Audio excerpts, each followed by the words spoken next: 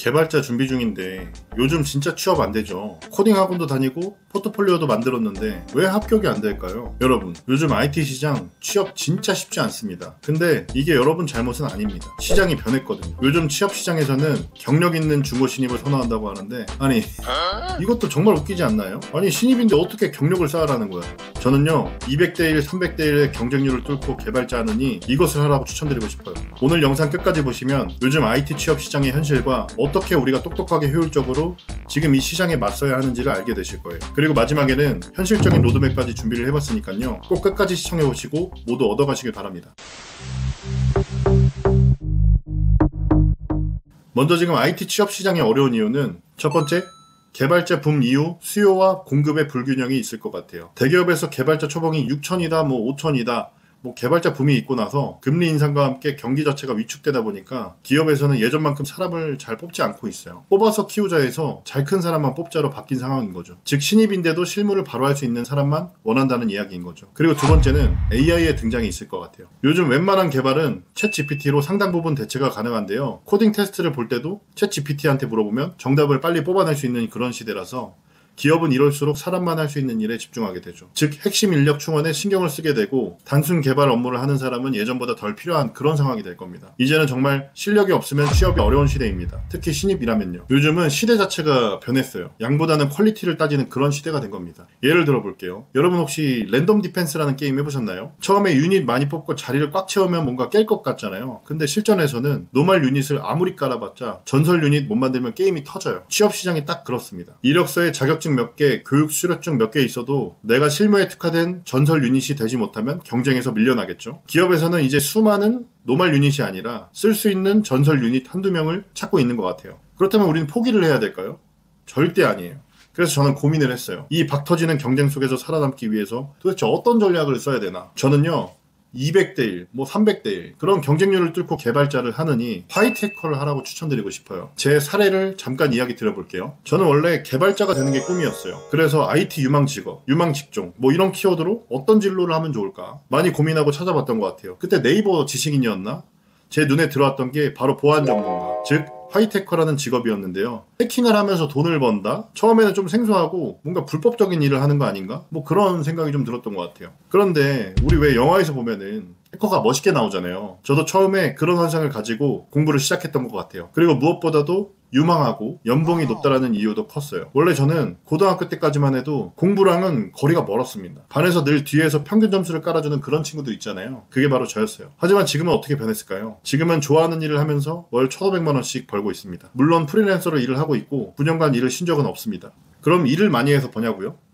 아니요. 5시면 정시 칼퇴를 하고 있고요. 가끔 재택으로 일을 하기도 하고 업무량이 허덕이는 일은 손에 꼽을 만큼 없어요. 그럼 저였기 때문에 특별해서 이렇게 취업에 성공을 해서 일을 하고 있을까요? 3년간 패션 디자인을 하던 제 친구가 어느 날 제게 와서 이러더라고요. 생산직을 하던 그런 친구였는데 야근에 박봉에 뭔가 일을 더 이상 못 해먹겠다. 네가 하는 일을 하고 싶은데 도대체 어떻게 시작하면 되냐. 그 친구가 보기에는 제가 뭔가 편하게 일을 하면서 돈을 많이 번다고 그렇게 느꼈나 봐요. 저는 그날 그 친구를 저희 집에 불러가지고 제가 여태까지 성장해온 모든 스토리와 로드맵을 상세하게 그려줬습니다. 그리고 그 친구는 지금 어떻게 됐냐고요?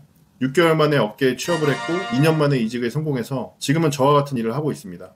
제가 왜 이 이야기를 드리냐면 저는 지금도 제 일을 좋아하고 많은 사람들이 한쪽으로만 쏠리는 현상, 많은 사람들에게 잘 알려지지 않은 부분에 대해서 늘 아쉬웠어요. 개발자 시장 현황은 신입 기준 200대1, 300대1 팍 터지게 싸워야 이제 경력을 쌓기 시작하는 데 비해서 이쪽은 전혀 그렇지 않거든요. 이거는 정보의 불균형이다. 그래서 지금 이 콘텐츠를 찍고 있는 이유이기도 합니다. 그리고 이거는 AI가 당분간 대체할 수 없는 분야라고 생각했습니다. 그러면 제가 감히 한번 다뤄보겠습니다. 개발자와 모의 해커, 도대체 뭐가 다를까요?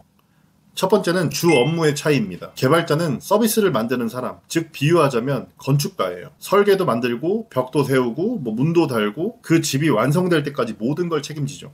반면에 모의 해커는 그 건물이 잘 지어졌는지 누수가 있는지 아니면 도둑이 쉽게 들어올 수 있는지 확인하는 하자 점검 전문가에 가깝습니다. 진짜로 털리기 전에 일부러 털어보는 역할을 하는 거죠. 두 번째는 코딩 능력입니다. 개발자는 말 그대로 코딩을 많이 해요. 자기 주 언어도 있고 매일 코드로 일을 하죠. 반면에 모의 해커는 꼭 그렇지는 않아요. 코드를 아예 쓰는 건 아니지만 취약점 분석이나 자동화 스크립트 정도만 쓰는 경우도 많고 상황에 따라 도구를 써서 공격 시뮬레이션을 돌리는 그런 방식이에요. 즉 모의 해커는 개발자처럼 코드 장인이 될 필요는 없습니다. 오히려 중요한 건 문제를 분석하고 공격 흐름을 설계하는 그런 능력이에요. 세 번째는 AI 위협입니다.